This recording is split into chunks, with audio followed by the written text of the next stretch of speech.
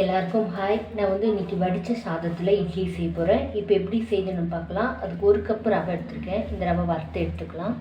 1 cup ரவை சேர்க்குறேன். வறுத்து எடுத்துக்கலாம்.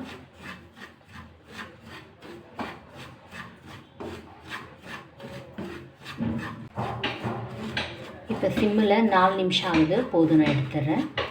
வடித்த சாதம் 2 கப்பு சேர்த்துக்கிறேன். இன்னொரு கப்பு சேர்த்துக்கிறேன்.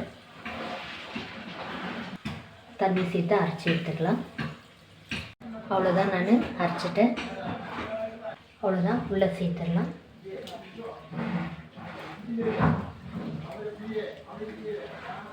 இப்போ ரவை சூடாக இல்லை, உள்ளே சேர்த்துறேன். 1/4 கப்பு தயிர் சேர்க்குறேன். கொஞ்சமாக உப்பு சேர்க்குறேன். நல்லா மிக்ஸ் பண்ணிவிடலாம்.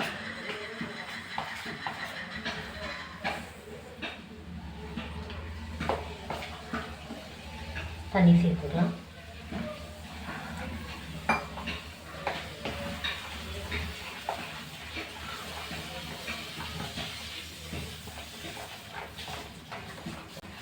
அவ்வளோதான், நான் தண்ணி சேர்த்து இந்த அளவுக்கு மிக்ஸ் பண்ணியிருக்கேன். 20 நிமிஷம் இருக்கட்டும். இப்போ 20 நிமிஷம் ஆயிடுச்சு. 1/4 டீஸ்பூன் பேக்கிங் சோடா சேர்க்குறேன். மிக்ஸ் பண்ணி விட்டுடலாம்.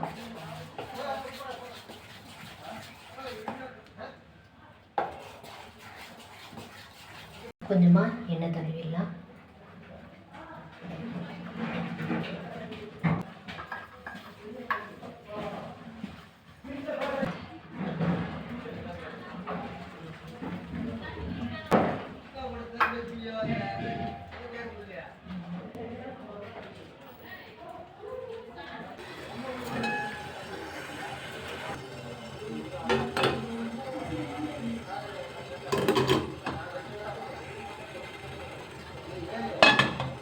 வேகட்டும். இப்போ மீடியம் ஃப்ளேமில் 13 நிமிஷம் ஆகுது. எடுத்துடலாம். 5 நிமிஷம் இருக்கட்டும். அவ்வளோதான், இப்போ 5 நிமிஷம் ஆகுது.